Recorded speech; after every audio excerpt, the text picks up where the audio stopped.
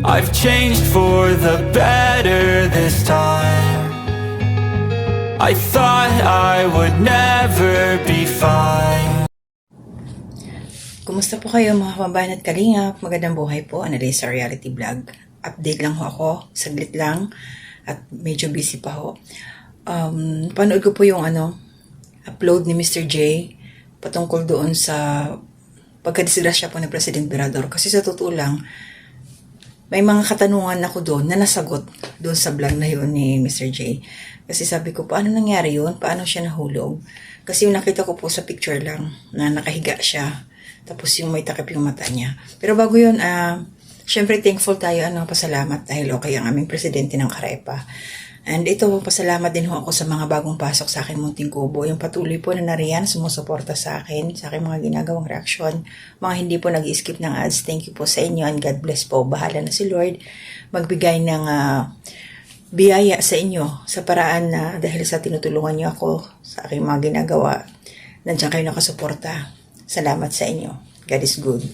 So yun po, nung napanood ko yung vlog ni Kuya Bal, yung sa live niya, nabanggit niya doon niya na disgrasya nga si President Berador. Yung katanungan ko kaagad, bakit? Anong nangyari? Saan nangyari? So, hindi ko lang alam sa iba kung meron na nag-upload noon. Pero dito kay Mr. J ako na linawan kung ano talaga ang, bakit nagkaganon. Paano na disgrasya. Kasi yun ang ko shoutout kay Ate Tess. Thank you, Te, kasi talagang idinemo niya kung saan banda, anong nangyari, paano nahulog. So yung pala na kaupa nga sa ladder, hagdanan. Hindi sana yun madidisgrasya, madudulas kung hindi nakadiin doon sa sliding yung bintana, nag-move. Kaya na-outbalance si President Berador. So ayun, thank you Lord kasi walang nandun na yung x-ray niya, x-ray CT scan ba yun, o ano bang tawag doon, MRI. Walang damage, walang nangyari sa sa skull niya, sa brain. Wala. Na black eye lang. At syempre thankful din tayo dahil medyo siguro tumalabi na yung gamot, walang hemorrhage, hindi siya maoperahan. So tuloy-tuloy lang po yung pray natin mga kababayan at kalingap, tuluyang paggaling ng mata ni President Berador para hindi siya maoperahan kasi nabanggit nga ho dyan sa ay may mga vlog pa sila tapos hindi siya pwedeng matulog, hindi siya pwedeng patulugin kasi inobserbahan kasi delikado. So, ayan, nakita ko naman na medyo nagiging okay na siya. Sana, harinawa tuloy-tuloy na gumaling at walang madamage sa kanyang mata. Kasi grabe yung impact. At saka, thankful din kasi yung kamay niya na parang nagalusan lang. Hindi siya iba, di ba nagkakark yung mga buto, nababalian ng buto, nalilihis. So, meron pa rin, may anghel na sumalo kay President Berador dahil hindi siya napuruhan. Yung laman lang, nabugbog talaga yung mata niya. At sana tuluyang maghilom, gumaling na hindi magkaroon ng epekto or hindi maapektuhan yung kanyang paningin. Maging balik siya sa normal in the right time. Yung natural healing process na tuloy-tuloy nang gumaling si President Berador. Huwag na kasing akyat-akyat, pres. Kasi delikado. Sa bagay, kung hindi naman na kung nakalak yung bintana, mga kalingap, hindi yun hindi siya mahuhulog. Kung nakalak yun, na nadiinan niya, hindi. Maliban niya, na hindi siya, naka-open pala yun, di ba? Hindi talaga yung disgrasya. Pero ayun, basta, thankful, salamat, dahil sabi nga niya, 5,000 CT scan niya. Okay na yung press, kikitain mo pa yun, at least okay yung katawan mo. Ayan, makulit na naman, nag-live pa rin, Yung una nakita ko sa kanya may plaster. Tapos dun sa kanyang live, wala nang tinanggal niya. Medyo umimpis na. So yun lang, yun nga nung nalaman ko, parang sabi ko, agoy.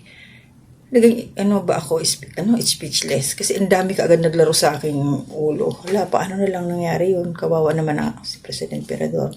Diba? Ako, nag-observe lang talaga ako dyan na sabi ko, sana maging okay. Yung Nagdadasal na lang ako sa sarili ko na sana maging okay lahat. No? So, ayan. ang napansin ko talaga tayo mga Pilipino, yung resilience natin, yung tipong nasaktan na, tapos nagagawa pang magbiro, di ba? Masayahin kahit nasasaktan. Ang kukulit. Natawa ko dun sa x-ray niya, sa CT scan, sabi ni Mr. J, yung ulo daw may usok. So, usok ng smoke. Mga pasaway. Ano lang yun, good vibes lang. At least kahit may ganang problema, disgrasya, napapagaan, no? Ano pa rin yung kulitan, hindi talaga mawawala. So yun lang, thankful, thank you Lord. Salamat din Mr. J, dahil kuha ko ng short clip, doon lang sa explanation ni, si Ate Tess ba yun, kung paano nangyari, saan siya nahulog, talagang mustra, Spanish, no? Ibinano niya talaga kung ano yung, saan nahulog, hinanapan niya yung upuan o yung hagdanan. So yun lang yung sa akin, maraming salamat po, medyo groggy ako. Ilang araw pa lang ba ito? Pangatlo, pang-apat na. Lumalaban. So, hindi po muna ako mag-shoutout ha. Pagpasensyahan nyo na muna. Ang hirap pumorma talaga dito.